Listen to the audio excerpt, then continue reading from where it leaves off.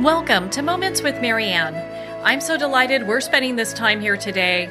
We have a very powerful show coming right up with special guest Kevin Lawrence, and he's here today to share with us his new book, Your Oxygen Mask First: 17 Habits to Help High Achievers Survive and Thrive in Leadership and Life. Now, Kevin is known for combining business with a no-holds-barred, tell-it-like-it-is style. With a career spanning 20 years and 4 continents, he's helped hundreds of CEOs and executives break through challenges, grow their companies, and find personal success along the way. So let's welcome to the show, Kevin Lawrence. Thank you very much. Thank you for having me today. I'm really looking forward to it. I've been looking forward to this discussion for a long time. Once I got my hands on your book, I could not put it down. It's got so much useful information. Yeah, I've been so fortunate to learn a lot from all the leaders and CEOs that I work with, that there's so much I want to share, and actually I had to keep a lot of it out because, there's so many tools and techniques and learnings, but there's lots in there, but there's more too. Well, and that's probably why people have you come out and work with their companies and organizations and do speaking and stuff like that, so they can kind of dive into each of these parts maybe a little bit more in depth. Yeah, you could spend a day on each of these principles if you really wanted to dig in deep. But most of us don't have that much time, and that's why in the book it covers off the 17 habits, so you can get a preview of them and understand some tools you can use to get into them. But yeah, you can spend a lifetime on a lot of this stuff. Oh, my goodness. Well, and why don't we start, I guess, at the beginning for you. You said you've been working on this for some time. What was the inspiration behind writing this book? Interestingly, it actually started with Elvis Presley, believe it or not. And I was really young back in 1977 when Elvis died, and it was a pretty traumatic event in my family, and although I didn't realize it in the moment. But we worshipped Elvis in our house. He was a legend, and to the point of in our dining room we had one piece of art, and aside from the velour wallpaper that you would have seen in the 60s and 70s, we had a picture of Elvis framed in our dining room because he was such a big figure in our world, literally, no exaggeration.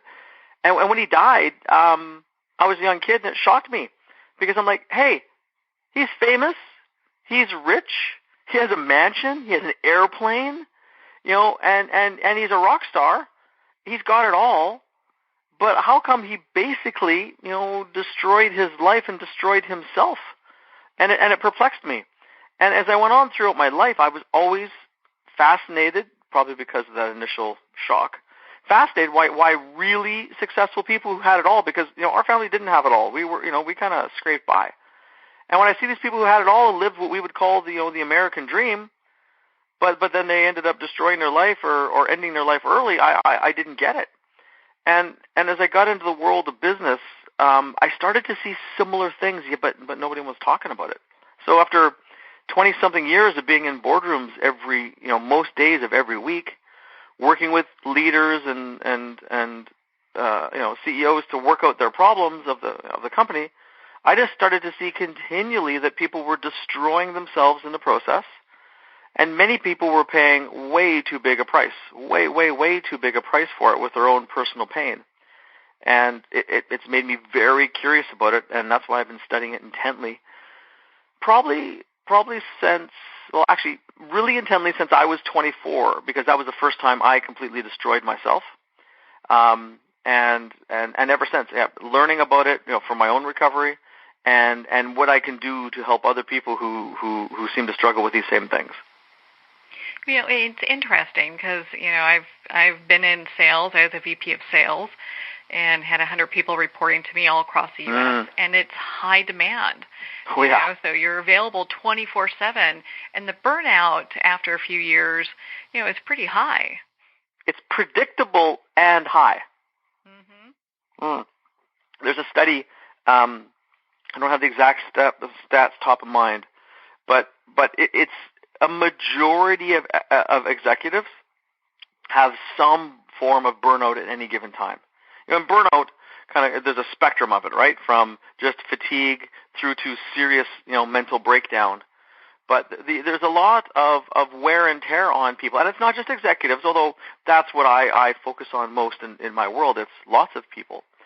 But it's serious. And when you get people to open up and talk about it, it's like you've just sort of shared, it's common. And my belief is it's the norm.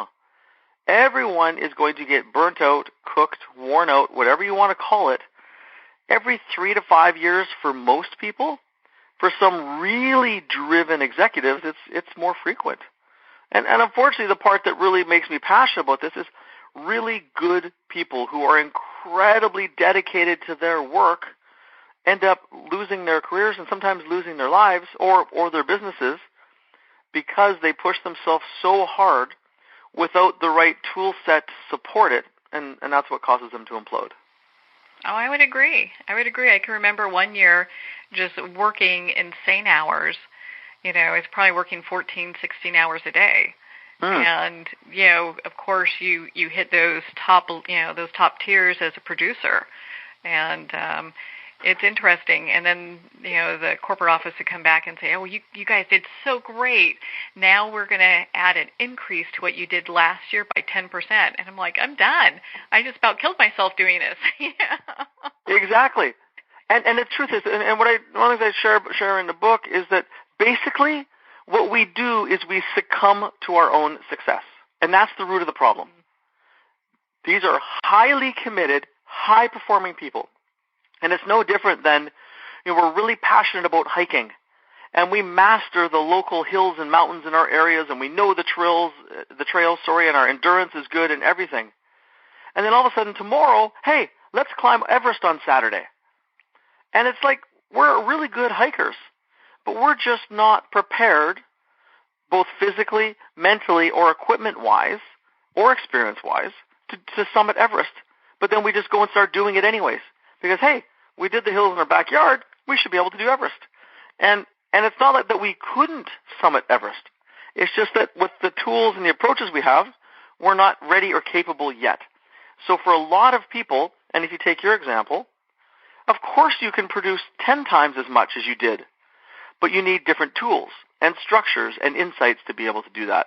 And unfortunately, we end up trying to summit Everest with our backyard hiking skills, and that's where the trouble starts. And when it gets weird, and this is the key, we go talk to our friends and family about it, and then they throw a whole bunch of conventional wisdom at us and make it worse. Because a high-performing, high-strung, highly committed executive has a very different operating system, a very different operating system than would what we'll call a normal person. And when you give normal advice to a high-strung executive, that's where we get in serious trouble. Well, and I guess, this is actually perfect because your book, Your Oxygen Mask First, is perfect for what we're talking about. Because for those that are looking to climb Everest, there's not a whole lot of oxygen when you get to the top. It's a different atmosphere. Things are different. You need to be prepared. And that's why your book is such a great resource, because for people that are looking to do that, make that commitment, they can actually put their oxygen mask on first and keep going. Yeah, and remember that it's important because for a lot of people, and I'll explain kind of the concept of the book and where that came from, but for a lot of people, they have been wildly successful in their world, and they have self-sacrificed to get there, meaning they don't put their oxygen mask on first. They compromise their sleep and their exercise and their personal pastimes and their family time to succeed. And unfortunately, that does work. There's no two ways about it. That is a winning strategy until, boom, you hit the wall and fall on your face. Mm-hmm. It works until you wear yourself down so much that you have some sort of wake-up or epiphany. And whether it's a spouse, a doctor, a lawyer, an accountant, a spiritual guide, whoever it happens to be, sooner or later it gets us. And I had an amazing teacher. His name is Thomas Leonard. He was father of the modern coaching movement that started about 25 years ago. And he always taught us in his teachings that if you wanted to be wildly successful, you needed to be incredibly selfish incredibly selfish. And we're like, whoa, what do you mean? We don't want to be bad, evil people. Selfish is not good. And he's like, well, that's because you misunderstand the language. He goes, there's this thing called self-centered, where you basically suck all the oxygen out of the room, and there's almost a greed and a take, and it's, you gain and others are depleted. And he goes, none of us want to be that. Those are people that we don't like and don't want to be around. But he goes, and there's this other thing called selfless. This is the person that will metaphorically give you the shirt off their back, and they will do anything for anyone at any time. But he goes, those people don't do anything in this world. They fall because they deplete themselves and they have no energy left, so there's actually nothing inside them to give. They have a beautiful spirit, but they don't have anything left in them to give, so they lose their impact in the world and fall by the wayside. And he goes, there's this beautiful place in the middle called selfish, where selfish, the intent is you take phenomenal care of yourself, so you have much, much more to give others. So it looks a little bit self-centered, but the spirit is to give more, not just to take for yourself. And he goes, but that's a hard thing for people to do.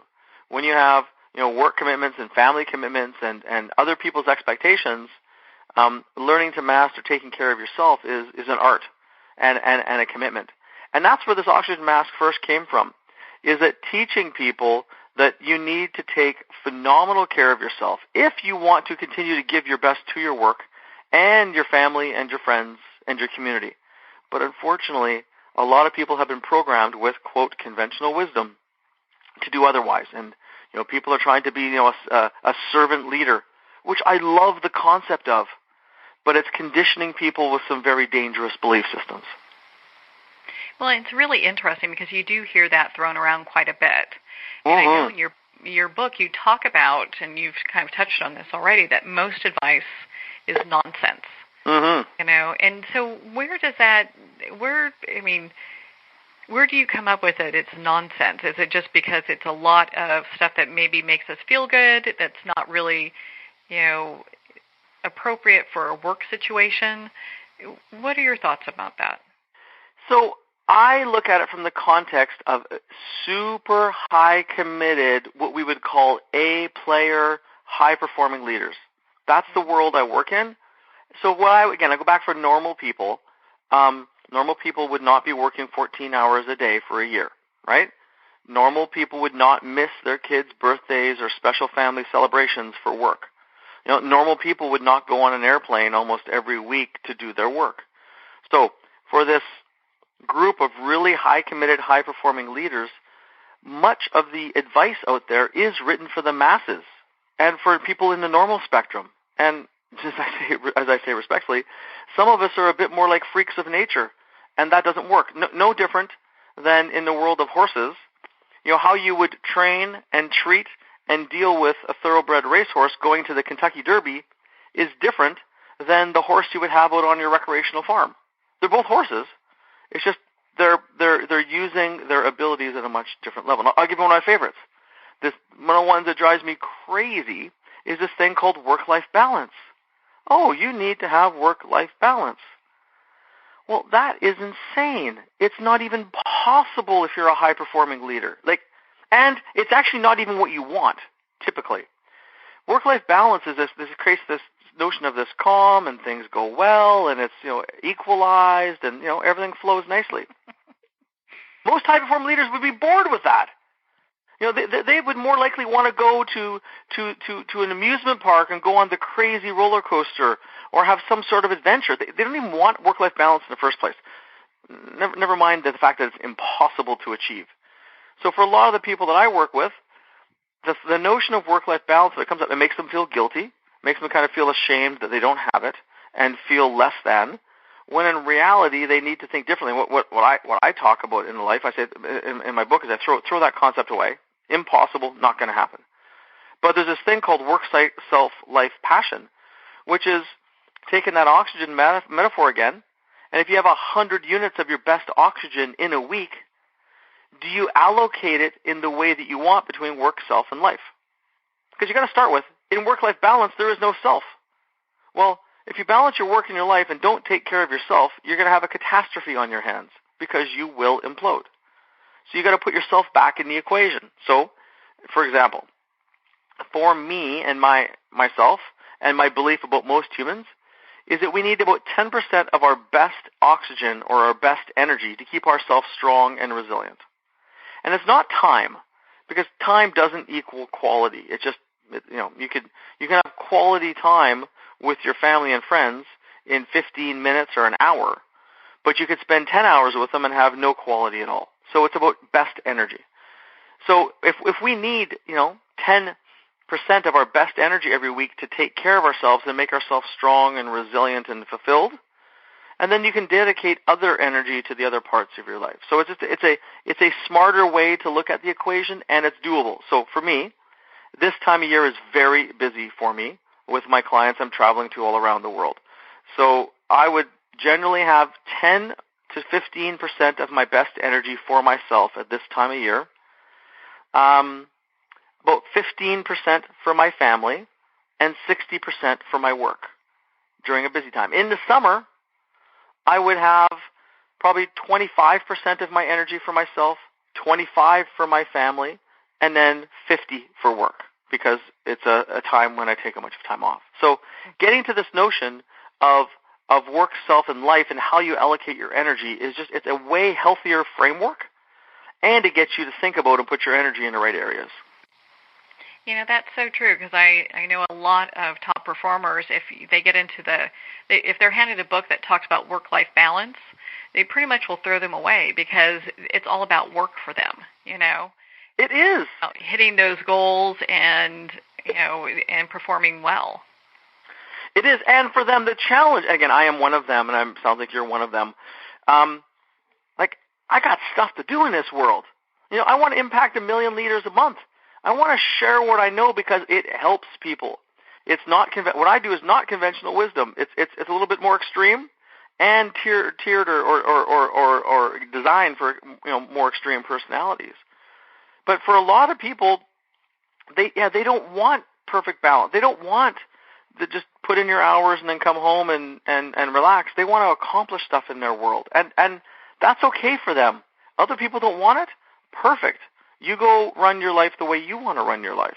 The key is for you to design it the way that suits you, and that's why you choose where you dedicate your energy. The problem for people like us, if we don't have a plan for the minimums we will give to ourselves and allocate to our life, work takes it all, and that's why we get in trouble. And if we go back to Elvis Presley or Kurt Cobain or Anthony Bourdain or Kate Spade or these other people that have sadly had their lives end early, I didn't know them personally. But when I go dig in and read and understand what was going on with them to the best that I can, there's similar patterns, very, very similar patterns. And all of them were so committed to what they were doing that self-sacrifice was just part of the recipe. And by the way, if you perfectly allocate your energy between work, self, and life, weird stuff's still going to happen. That's also why there's 16 other chapters in the book. But it doesn't protect, it puts you in a better place. And by the way, when weird stuff starts to happen in your world and in your head, the first place I go back to people is, are you getting enough energy for yourself? And in almost every single case, it's no. They're depleting themselves. And of course, if you wear yourself down, of course your brain's going to get weird. What's interesting? I mean, there's not another book out there specifically for high achievers like yours and for leaders. There's not another one out there. I mean, people can go and search Google, and your book is it. Like, no one has really addressed, because high achievers are a totally different animal than the typical employee would be, or the typical self-employed person would be. Yeah, because we're a little bit off. I mean, high achievers are a very different breed. And because I've been like that my entire life, everyone around me thought I was weird. I remember when I went to college, as an example, I went to a college that had a compressed program. Plus, I worked for the school newspaper, started a business because I had to pay for it somehow, was class president of the business program, ran the marketing committee, ran study groups, put on, It makes no sense. And I won most of the most important scholarships. And I wasn't even a great student in high school. It was wild. But what I realized is I have this high-achieving DNA. When you put me into intense, high-pressure situations, I thrive, and I love it. But back in my life, my parents' friends were asking if I was a drug user or something because they couldn't believe what I was doing and that I sustained it. Like, literally, they thought that there was weird stuff going on. I was just in my element. It was my perfect environment, and I was happy as heck. And I was wearing myself down. But for high achievers, we are very, very different. And I have a bit of a theory that there's a glitch in our brain somewhere that makes us so high achieving. But it's the path we choose in our life. And just like those thoroughbred racehorses, we need really different things. And I get it. A lot of people in the world would say that there's something wrong with us, that we shouldn't be doing what we're doing. But when you talk to most of these high achievers, they love it and they're very happy. They just have to learn how to self-manage better. Well, isn't that the truth? Yeah. And that's why your book is such a great resource, because it helps people identify that and go, okay, I actually do need to take time for myself. Yeah, and it's okay who I am and how motivated I am to do these things. Mm-hmm. It's just that we need different tools. And a part of it, and my underlying mission here is for people to take away some of the guilt and the shame people have around these things, particularly when stuff gets weird, because it does for all of us. And I talk a lot in the book. I got 2 chapters that are really directly related to mental health. And one is chapter 6, Deal with Your Emotional Junk, and then 7, Manage Your Mental Health. I will tell you, I have become an absolute expert on mental health, and I did not plan that. Did not plan it. And what I've seen and I work with, high-performing executives and CEOs all around the world, Australia, India, Middle East, Europe, Mexico, U.S., Canada, on a regular basis. I know these people intimately as I work with them over a period of years and see them grow and also see the bumps in the road. My hypothesis, with a decent amount of data, is that every high performer has mental meltdowns on a somewhat regular basis. Every. Now, they don't talk about it. Of course they don't. It's not good for their brand and their positioning in the company. Why don't the CEOs that have meltdowns tell you this when they're getting their awards on stage? Why? Because it's not good for the company and it's not good for marketing. I've got most of my CEOs win awards. Literally, most. And I have high-performing people who call me in the first place. I don't take, someone with an idea and build $1 billion company. They've already got momentum. Successful people already have momentum when they're calling me. But I know, I was at an award ceremony just recently. One of my clients on stage getting an insanely prestigious award. But in his acceptance speech, is he talking about the times when he's had mental meltdowns and his face goes numb? No, which happens every 2 or 3 years? Absolutely not. He is very open and talks about other things. Or another CEO that sold his company for an incredible amount of money. When he's getting his acceptance speech, did he tell you about the mental meltdown he had during a critical time? And his brain function went from 10 out of 10, one of the smartest men I know, and his brain function and intelligence went down to 6 out of 10 without exaggeration. Literally, he got dumb because he was cooked. But no, they don't tell you this stuff. One, because they're proud, because of the marketing. But it happens to everyone. And that's why in the book I talk about you need to understand mental health very well. You need to know the signs of when you're starting to get messed up or your teammates are getting messed up. And you need a psychologist on speed dial. Because when it gets weird, not if, when, you need the person to go to talk to. And unfortunately, most of us are so damn proud and so damn motivated that when stuff gets weird, we feel weird and we don't get the right help. And then it gets weirder. And then our head just becomes a bigger mess. You can't believe it. And I'll give you an example. So, I'm being generic. I'm going to release an article about this on my newsletter. It's going to be confidential. But I had a CEO I work with call me and say, Kevin, you need to go work with the CEO. And I'm like, man, I'm busy. I'm not sure about his business. It's not quite sure about a few things. He's like, Kevin, you just got to do it. So I went reluctantly and worked with the CEO. And he was a good guy. There's a few concerns I had. And the truth be told, and I don't have the text in front of me, but I can paraphrase it. After Anthony Bourdain and Kate Spade both ended their life within a week, I wrote a blog about that and how it's sad, but not surprising because of what I've learned about mental health and high performers. And I talked about how it's sad and how to watch out for it and gave people instructions. If you see people that are like this, there's two things you can do. One, have a chat with them, and then let them know that it's normal and get them to a professional, being a psychologist, and either direct to a psychologist or through their doctor. This CEO sent me a text and said, hey, Kevin, thank you for writing about that. He goes, I know how they felt. I've been in those dark places, and I've had those crazy thoughts too. You just want the pain to end and it all to go away. And I'm like, whoa. He's basically indirectly telling me that he contemplated suicide. Mm-hmm. He never told me that.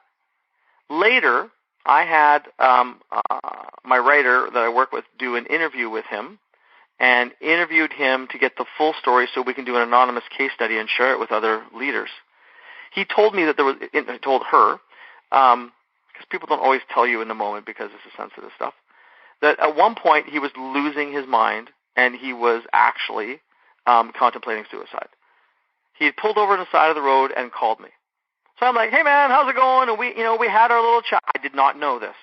Had a little chat. Yeah, no problem. He goes, I don't know if I can do this. I said, and I reinforced him, told him what he's, again, for the 15th time, told him what he's going through is normal. It's all going to get better. And somehow, reinforced and breathed some belief back in him, and then reminded him to make sure he goes to a psychologist this week. and away we go. I thought nothing of it. But that was a moment where he was thinking of taking his own life. Well, on that note, we're going to pause here for a quick break. We've been speaking with Kevin Lawrence in regards to his new book, Your Oxygen Mask First: 17 Habits to Help High Achievers Survive and Thrive in Leadership and Life. You've been listening to Moments with Marianne. We'll be right back after these messages.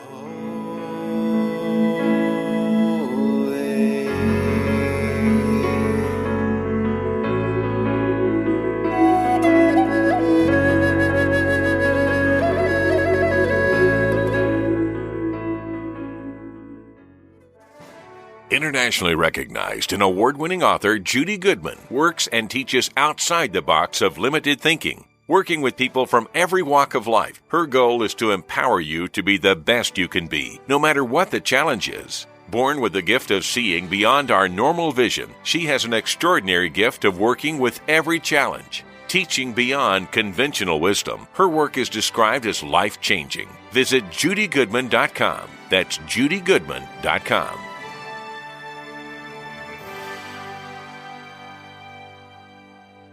There comes a moment when you realize you're somewhere special, when you discover that each beautiful creature that you see has been rescued from a life of absolute horror and brought to this incredibly free place. Here's where their lives were forever changed and where yours will as well. Discover over 500 tigers, bears, and lions at the brand new visitor center at the Wild Animal Sanctuary just outside Denver. For more information, visit wildanimalsanctuary.org. Discover true freedom at the Wild Animal Sanctuary.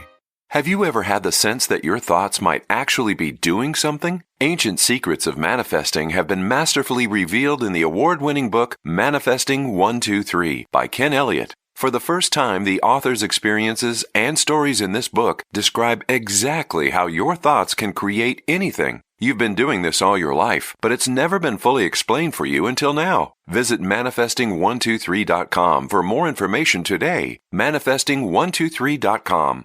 There are nearly 2 million Americans living with amputation. Many live right here in San Antonio. Becoming an amputee can be scary, frustrating, isolating, but there's no reason to feel alone. The San Antonio Amputee Foundation is here to help support you and guide you toward resources such as home and car modifications and even prosthetic limbs. For more information or to make a donation, visit saamputee.org. We'll help you live a full, active life, one step at a time. San Antonio Amputee Foundation, healing limbs, hearts, and souls.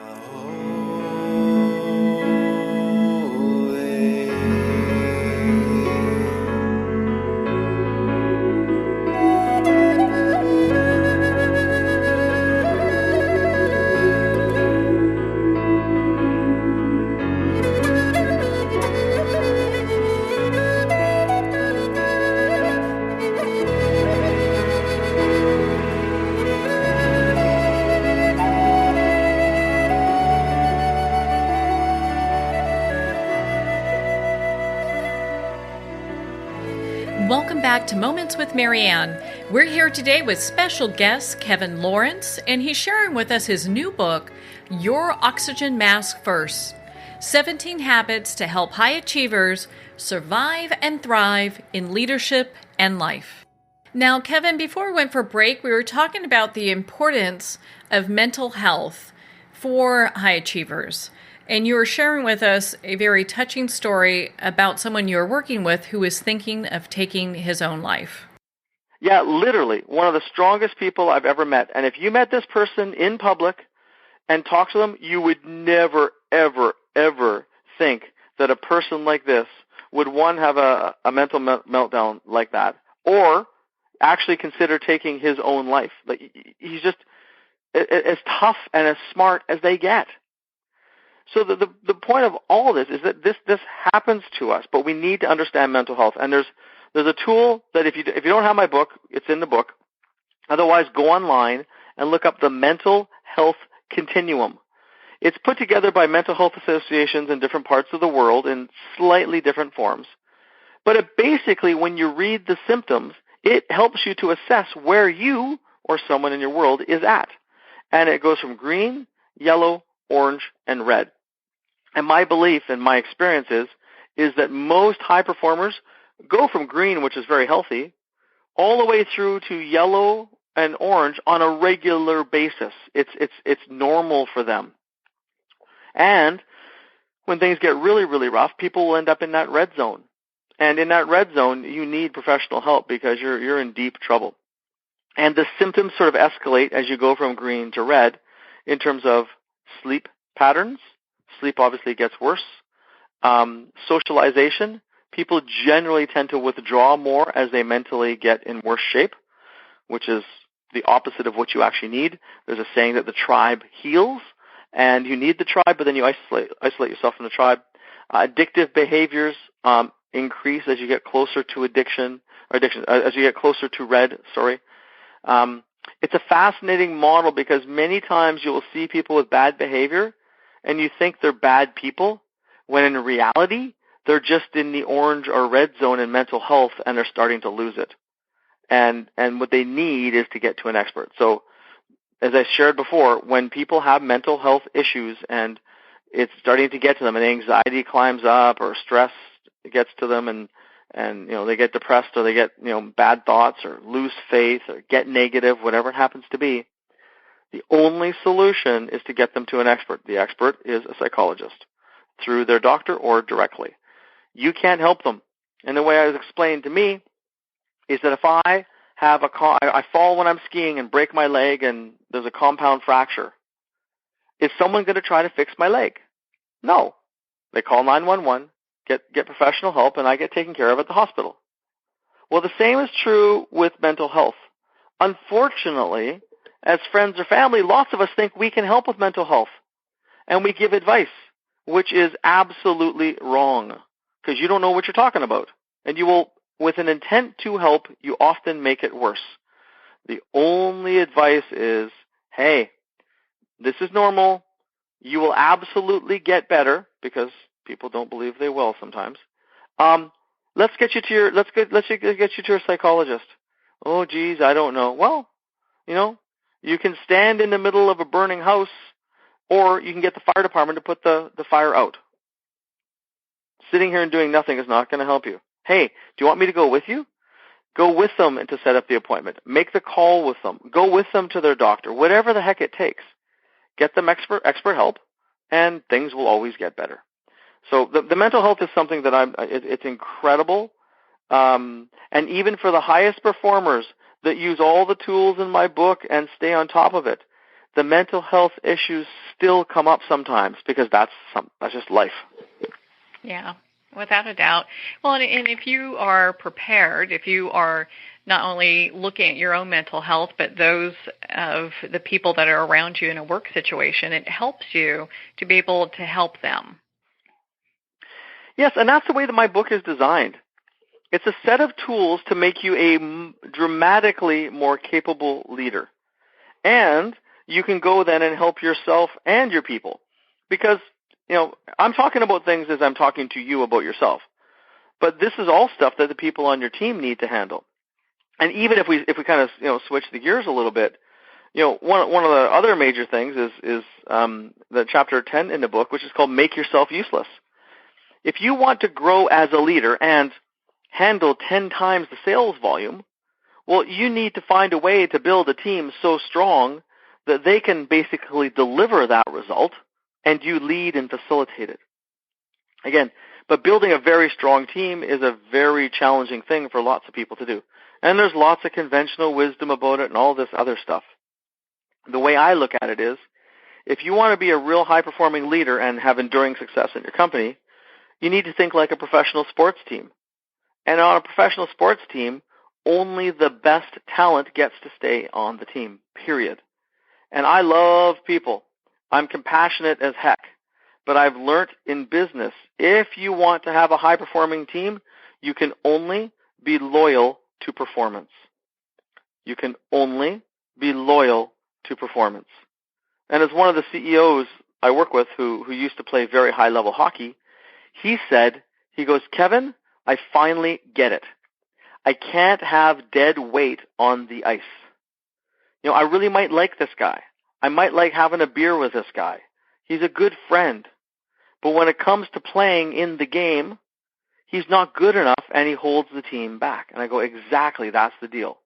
Now, those are hard things to deal with when you love people and are loyal to people. But you've got to find ways to get people in a position where they can be a high performer, get them the training and development they need to be a high performer, or if not, move them somewhere else in the company or help them find a job in a different company where they can be a high performer.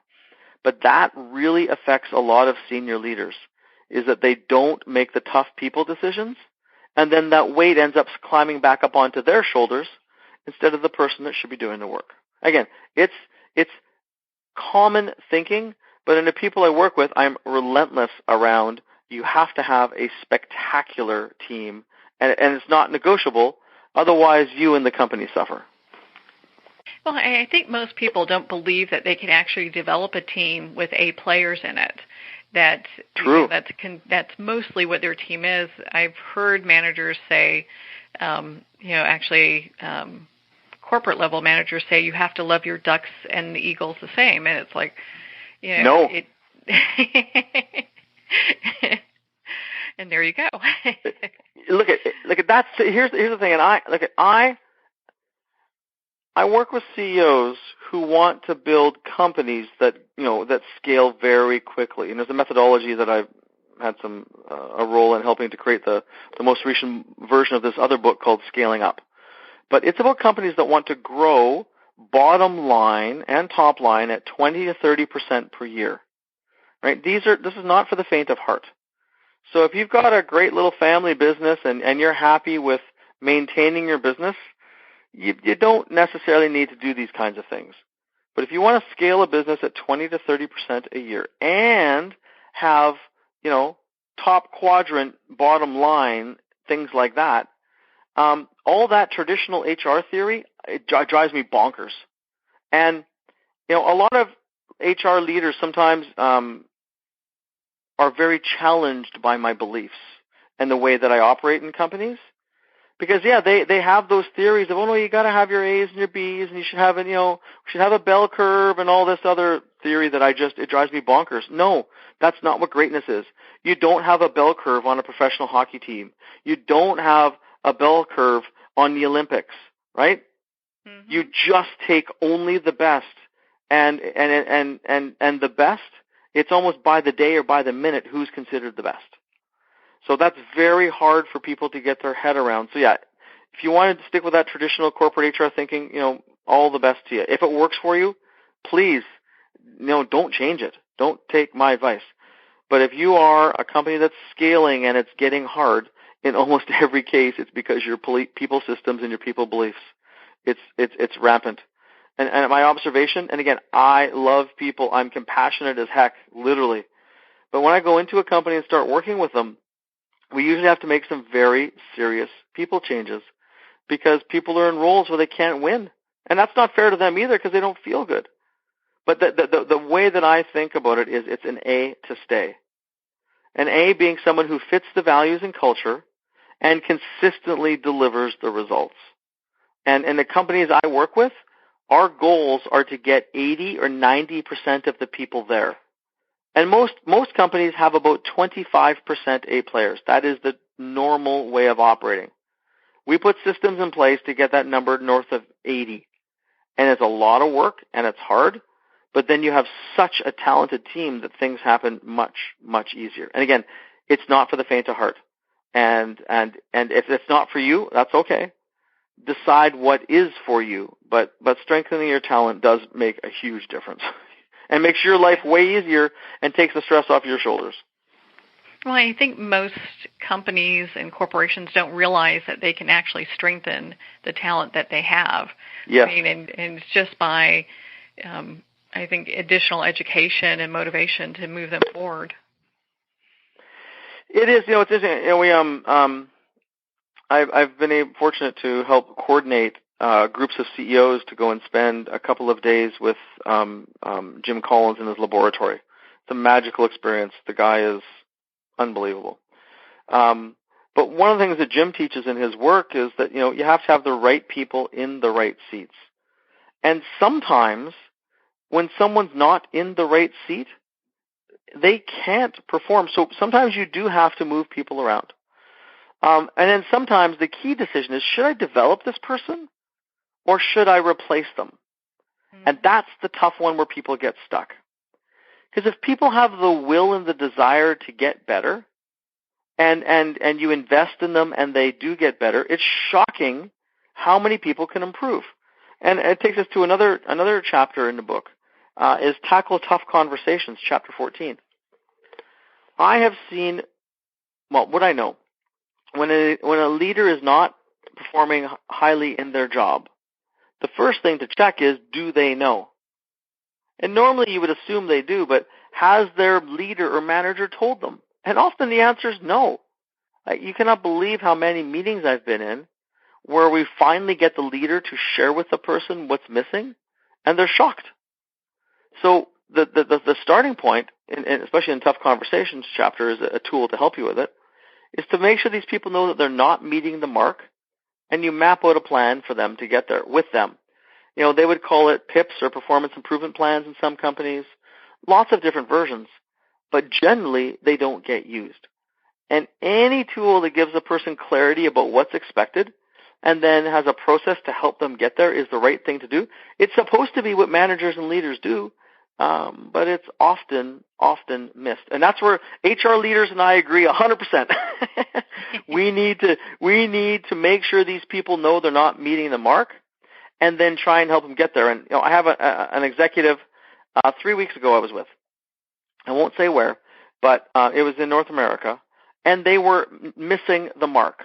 And when we work with companies, we make sure there's very clear KPIs for each leader that indicate how well they and their team are performing, and they have clear outcomes or goals every quarter, like projects they have to finish. And so, with this leader, we were sitting down 2 quarters in a row, and a lot of their stuff was red. They weren't hitting the mark. So in the third quarter, we also introduced doing a 360, where we did 360s on all the executives in the company. So they had transparency on how they delivered in the quarter and the 360. And this leader got 2 big pieces of feedback. And I have to tell you, I have learned to be such a believer in the human spirit, because they were massive changes for this experienced executive. And 90 days later, they made a massive change that almost you wouldn't believe. And they went from being a lower performer to a very high performer in that 90-day period, after a couple quarters of missing, and made those other behavior changes that came out of the 360. It was astonishing. But here's the dynamics you have. They probably had heard the feedback before, but we're in a room with me as the coach and the CEO and the executives. They were delivering red on their accountabilities. They got specific feedback on the 360. If that's not going to get you to step up, nothing will. You're embarrassed in front of your peers, in front of the CEO and the company coach. And usually, and you don't always need to take it to that extreme. It can be done one-to-one. But in a supportive team environment, which this company did have, bringing all that together was the perfect opportunity for this person to step up or otherwise show this wasn't for them. But most people don't create those environments, and those environments help teams to improve. And as Coach Mike Krzyzewski, the famous Duke basketball coach, says, the best way to improve yourself is to be a part of a team. Then he goes on to say, because on a team, you don't want to let your teammates down, so you're going to push yourself harder than you ever would on your own. Well, isn't that the truth, Because it's interesting. And do you feel that sometimes when companies have this kind of staggering, or lapse in growth, it's because they get too comfortable? Yeah. Success is lethal. Or as Jim Collins says, good is the enemy of great. So I work with a lot of growth companies, and sometimes they do get messed up on their growth. And there's a couple of different things that happen. One, they get distracted. Growth brings lots of opportunities, and lots of opportunities for lateral projects and lateral distraction.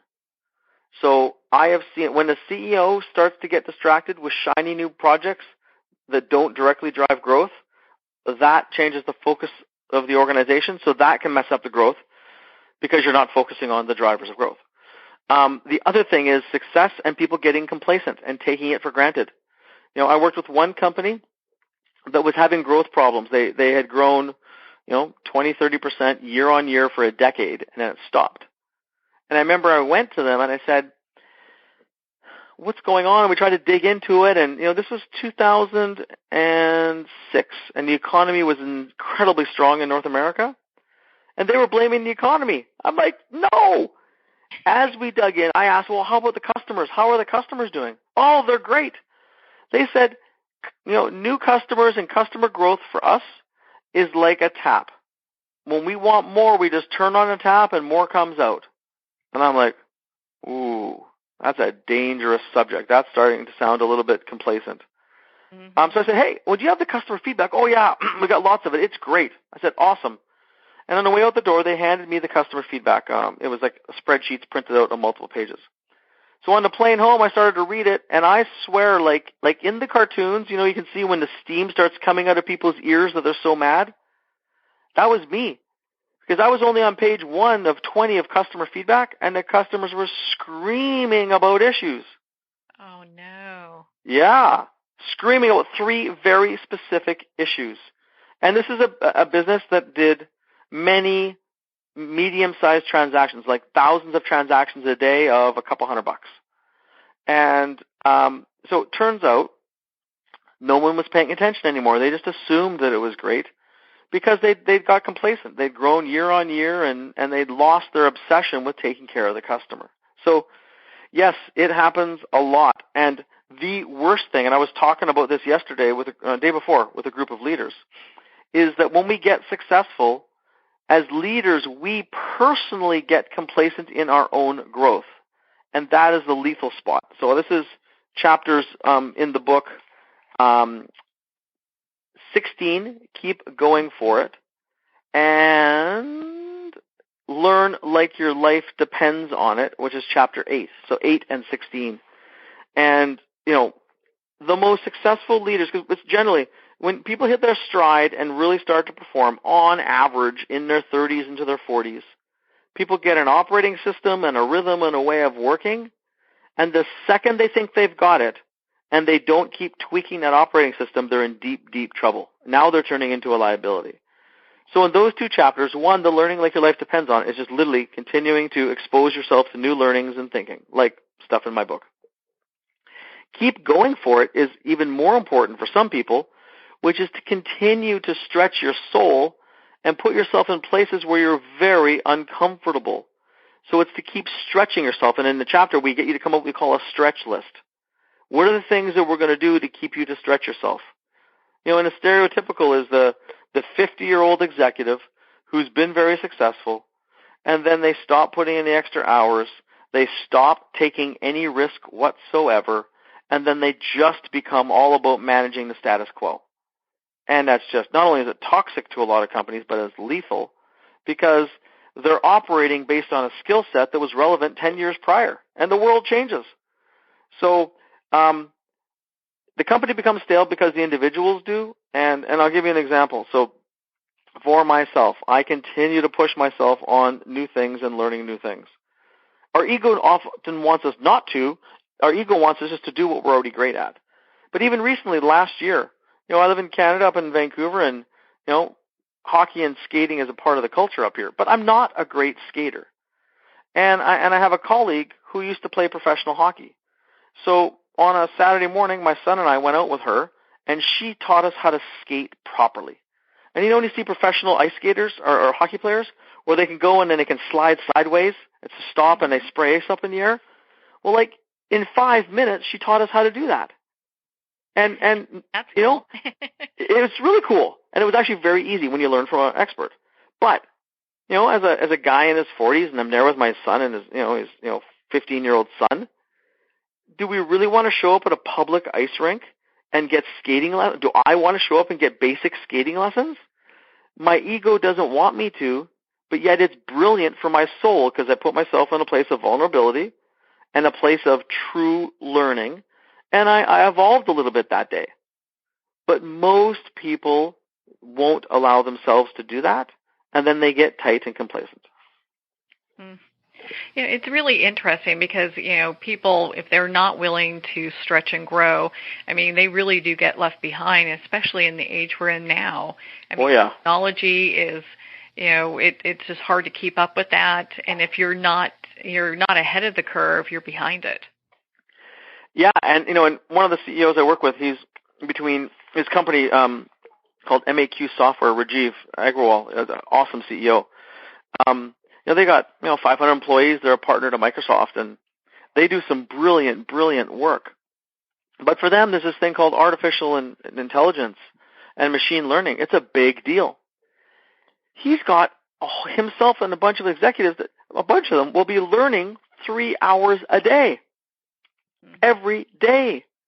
Because if you want to be the best in the world, which they can't help but want to be, in something like AI, it takes a lot of learning. It's a new field. And, you show me an executive and a company of a culture that will dedicate 3 hours of learning a day for their senior people, they're going to be more successful in the future. How can they not? But I would challenge, to find executives who will learn 3 hours a week or maybe a month. I'm talking formal learning, not learning by doing or learning from mistakes, which is good. And for most people, they're not able to make that happen. There's a wonderful book called Deep Work. Cal Newport. I hope I get that right. Pretty sure it's Cal Newport. The book for sure is Deep Work. And one of the things he talks about is the biggest skill for leaders today with all this rapid change is the ability to do deep cognitive thinking and to get you into a place where you can learn and evolve. And he says the ability to focus and learn is going to be one of the most important skills in the next decade. It's the only way you can keep up with it. And I fully believe it. And in companies that we work with, we have a team of advisors that go and help companies with these things. In the companies we work with, for most of them, part of our rhythm is that there's a book every single quarter that the leadership team reads, and then we talk about it at the next quarterly meeting. Because I have a secret hidden agenda in the people I work with is to get them to learn a lot more. Because life's easier when you have better awareness and tools. But to get some of these busy people to learn on a regular basis, it is hard. So as a leader myself, my job is to get people to do, high-value activities. When you have to show up and talk about it at the next quarterly meeting, it gives you some pretty good incentive to read the book. And it helps the team to keep moving ahead. Yeah, without a doubt. They're able to kind of, they're going to go by what the leader does. Yep. And if the leader's out there reading the book and everyone's, participating in that, they're going to learn a few things too. Yeah, and the most successful CEOs that I work with are big learners. And whether they're parts of, YPO, which is Young Presidents Organization, or There's a Mackay CEO forums or other things, Tech and Vistage, all those other groups, lots of great groups around the world that do these things. For all of them, they have realized, they don't know what they don't know.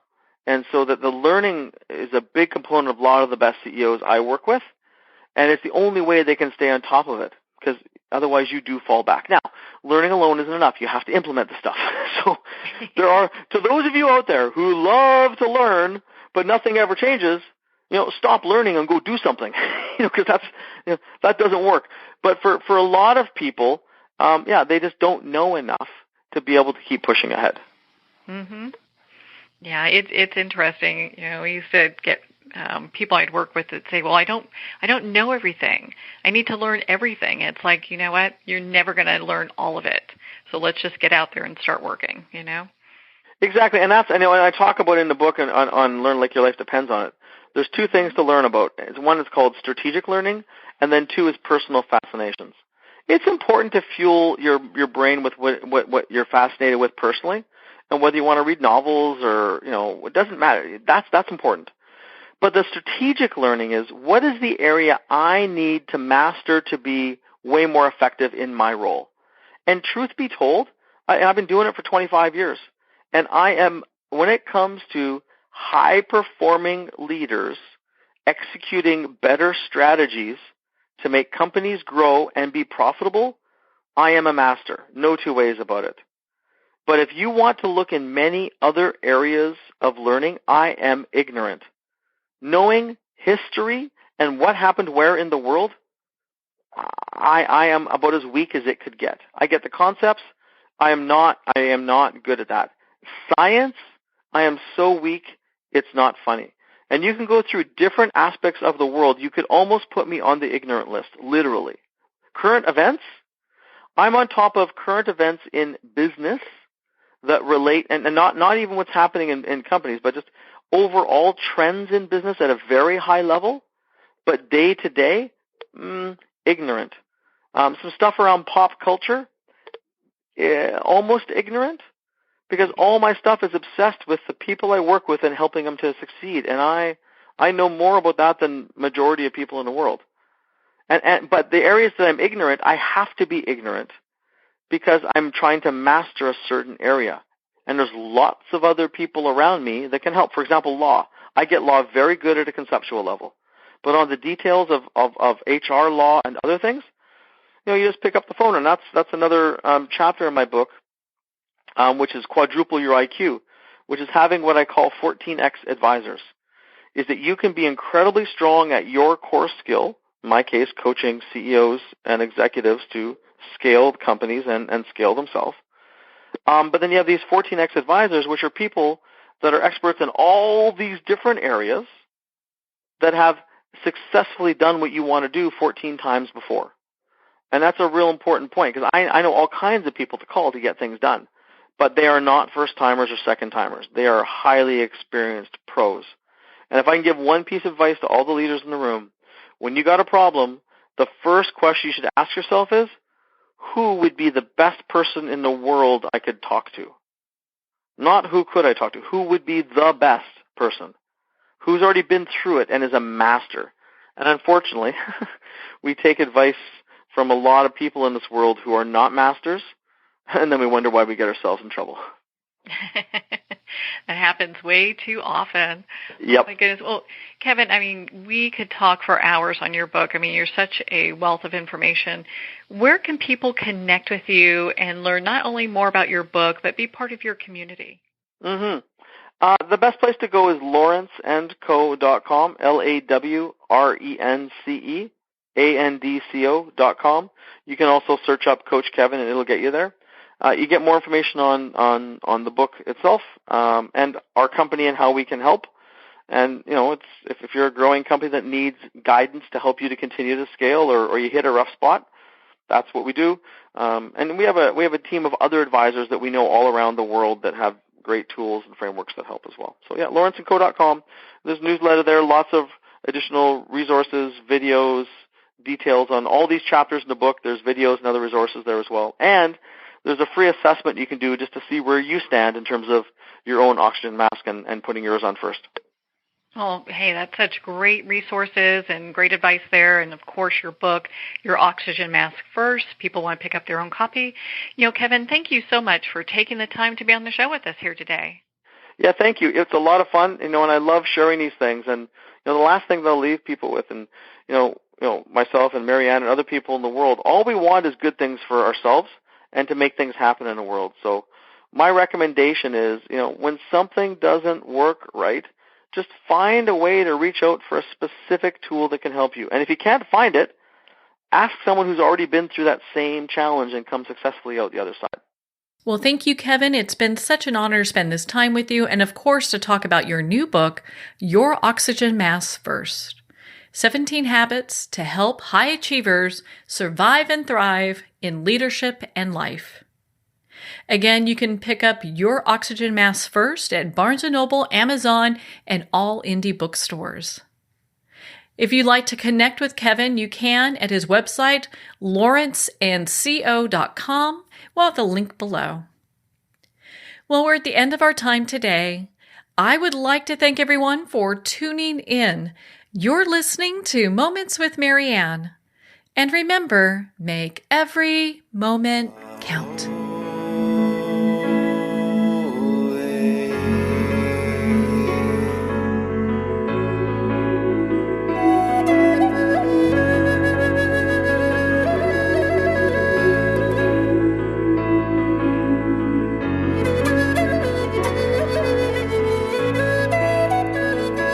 In a single moment, your life can change. Moments with Marianne is a transformative hour that covers an endless array of topics with the best of the best. Her guests are leaders in their fields, ranging from inspirational authors, top industry leaders, and business and spiritual entrepreneurs. Each guest is gifted and a true visionary, a recognized leader in her own work, and while teaching others to develop, refocus, and grow, Marianne will bring the best guest and sometimes a special surprise. Don't miss this. You never know just which moment will change your life forever. Moments with Marianne airs every Sunday, Monday, Thursday, and Friday at 8 p.m. Eastern and 5 p.m. Pacific Time. Make sure to tune in and visit momentswithmarianne.com for more information.